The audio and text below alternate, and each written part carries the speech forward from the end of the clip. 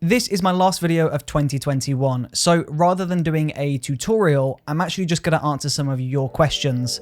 So let's get into it. So the first question is, how else do you earn and which phone do you have? Well, first of all, thank you for the question. And second, I have the iPhone 11 Pro Max.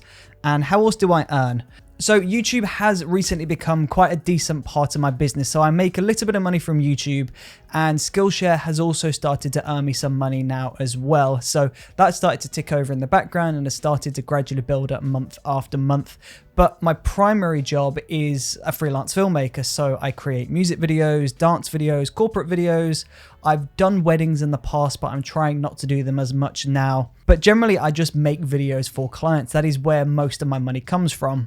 Now, I can't post the work on here due to copyright reasons, but if you go onto my Instagram, which is Brooker Films, you'll see loads of different examples of my work. So most of it's music-based. There's quite a bit of it which is dance-based as well, but most of it lies within that creative industry. So essentially, a client just gets in touch with me, asks to make a music video, and then I plan, film, direct, shoot and edit, or sometimes I can just turn up with their plan. They direct it, they produce it, I just film it and edit it. And then other times I literally just turn up, operate the camera, and then pass the footage over to somebody and they edit it. Now, over the years in my career, I've had the pleasure of working with some really awesome clients, and I've had my work played on some really cool TV stations and some really cool networks. So I'm very honored, but production and freelance video client work is the primary source of my income. But YouTube courses and online is starting to gather traction. It's starting to build up and it's starting to become a main part of my business. So at one point, I would love to transition that and have a 50-50 split. So 50% of my time is client work and 50% is YouTube. But at the moment, it's still probably a little bit more 60-40 on the freelance side.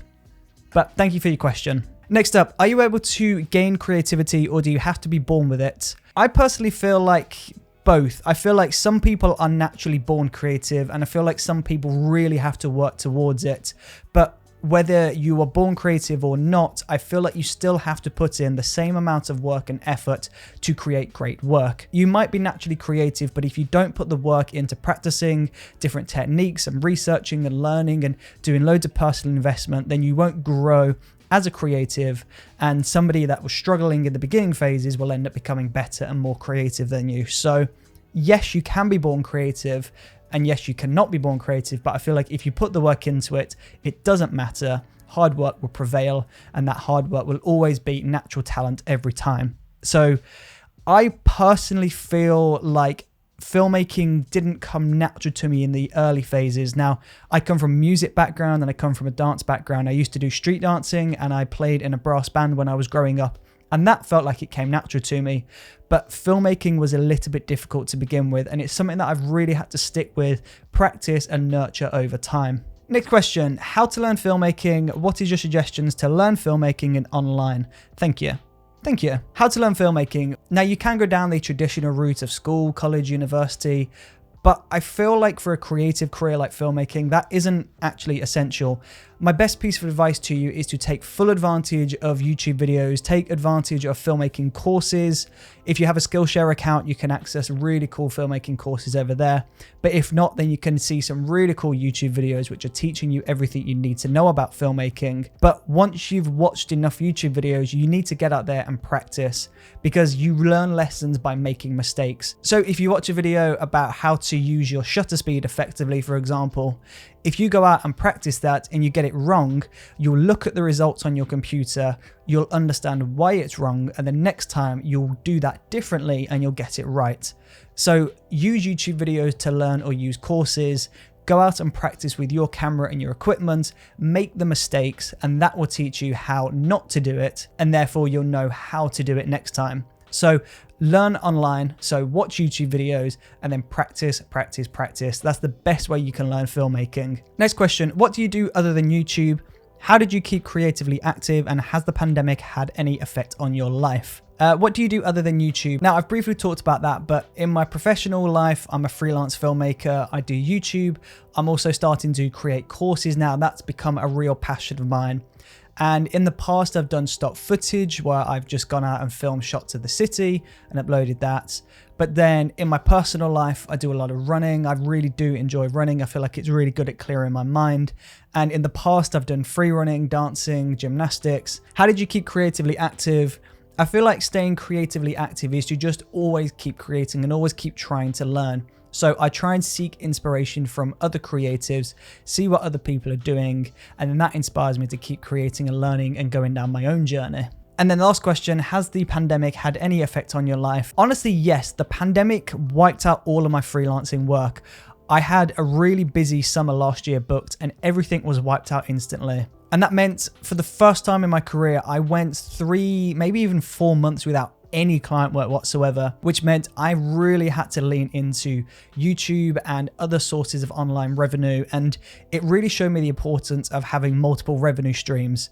So the pandemic, because it wiped out all of my client work, because I couldn't go out and be on video shoots with people in locations, then it meant I had to do everything from home. So forcing myself to get really disciplined with YouTube was really beneficial, and that's really changed my outlook on YouTube and my other parts of my business as well. So ever since the pandemic hit last year, I feel like I've really doubled down my efforts on YouTube. I've really tried to make this a platform where people can come and learn, and I've also really tried to make this as beneficial for me and my career as well. So I've really wanted this to help other people, and I've also needed it to become a really stable and reliable part of my business as well. So from a creative side and a business side of things, the pandemic actually helped me to figure out my business and where I want my business to go. It gave me that time to get my clarity back, and it gave me enough time to get a plan of action and a clear route for where I want my business to go in the next 5, 10, 20 years. Next question. How did you learn to edit? Who inspires you? Honestly, I learned how to edit mostly by just watching YouTube videos and just imitating and copying and just making as many videos as possible. It all comes back down to practice, practice, practice. I just kept practicing. I used to film dance videos and gymnastic videos of myself and my brother, and this was great practice in the early days. And then as I've got older, I've just started going to music videos and corporate videos and other styles of videos, and just keep going and keep creating has really helped me to enhance my skills. And then who inspires me? Well, there's loads of people that inspire me, and I'm pretty sure these days you can pretty much just go onto Instagram or YouTube and somebody is going to do something really creative. I think on the social media side of things, I think Zach King is really incredible. What he's doing with visual effects is incredible. And then on a more traditional cinema style, I think Edgar Wright is really incredible. I think his cinematic way of telling a story is really powerful. And I think the visual storytelling that Edgar Wright depicts in his films is really cool. So Edgar Wright and Zach King are two people that I can think of off the top of my head, but honestly, I think inspiration is everywhere online. So I'm just constantly looking around at the amazing things that other creatives are doing, and that's always keeping me inspired to keep pushing forward on this creative journey. How do you get that click that you want to become an editor, and how to maintain your productivity? Well, truth be told, I was inspired to get into filmmaking after watching the Michael Jackson Thriller music video. I thought it was a cinematic masterpiece. It was absolutely incredible. And that video just really inspired me to make videos and get creative. And I've always had an interest in cinematography first. I've always enjoyed being hands-on with the camera. But the thing is though, you can't have a great video without a great edit. The cinematography side of things, going out and shooting the video, that's just obtaining the pieces of the puzzle. Once you've got those pieces, I find you can get those into the edit and you can shuffle those into different orders, and you can hand the same footage to 10 different editors and you'll end up with 10 completely different videos in different styles. And that's what really interests me about editing. I feel like there's so many ways that you can interpret video footage and you can tell a completely different story with the same footage. It's just down to you as an editor to take that and convey your message. So when I first got into filmmaking and video creation, I was always interested in the camera, and the editing was always an afterthought. But the older I get, the more I realize that editing is actually the most important part of the process, and putting more time into the edit and getting really interesting results keeps me inspired and motivated to keep learning more about editing. And then the next part of that question is, how do I maintain my productivity? Honestly, I just feel inspired to do what I'm doing. I really enjoy making videos, and from a YouTube side of things as well, I also really enjoy sharing what I know with you. I learned most of what I know today from YouTube and practicing what I've learned from YouTube and taking that onto my video production. So I feel like teaching what I know to the next generation of filmmakers on YouTube is the least that I can do to say thank you to the creators that helped to teach me what I know. So personally, I feel like I'm really productive because I want to always keep inspiring you and keep giving you advice and techniques that you can take and use in your career. But also, I just think this is really fun. I think it's really cool that I get to talk about filmmaking and editing, and there's an audience there and you watch this and enjoy this, hopefully. I feel like it's really fun. I really enjoy the process, and it doesn't feel like work when I'm having fun. And this is fun to me. Yes, there's times where I'm not feeling 100%, but I need to get in front of the camera and film a video. But I'm always so grateful that I get to do this. And that's what inspires me to keep being productive and keep creating these videos for you. So if you were to take that advice and put that into your own world, I would say find what inspires you, find what motivates you, and you won't have any problems with productivity because you'll just want to keep creating. You won't have to try and force yourself into it. You'll just want to do it, and that will keep you nice and productive. So just lean into what you enjoy. And now for the last question, YouTube journey. I'm guessing that is what was my YouTube journey. I actually started my YouTube journey back in around 2008. It was when I started to learn street and breakdancing, and I used to make these really low quality dance videos and free running videos with my brother, and genuinely the quality of these was awful, but I used to always upload these to YouTube on a regular basis, and that's kind of where my YouTube journey started. Now, that YouTube channel only lasted a few years before I finally decided I didn't want to continue dancing. I wanted to go into filmmaking. So that channel disappeared. But it was at the end of 2017 where I was starting to meet more and more people, and more people had questions about how to learn filmmaking and what they could do to create videos and all of these other questions that I feel like I could answer. So I actually, at the end of 2017, started to think about YouTube, but I was a little bit too nervous to start a YouTube channel. But it was the start of January 2018. I told myself my New Year's resolution was to get in front of the camera, and no matter how awkward I was and how difficult it was, I was going to make YouTube videos because I wanted to inspire the next generation of filmmakers. And that's what I did. In January 2018, I published my first video on this channel, the Brooker Films channel, and it just hasn't stopped. I've tried to keep a regular upload schedule. We're up to just over 850 videos now. 80,000 subscribers, hopefully, or 79,000. And honestly, it's been an incredible journey. I feel like the first year I was just finding my feet. The second year I was starting to get a little bit more comfortable.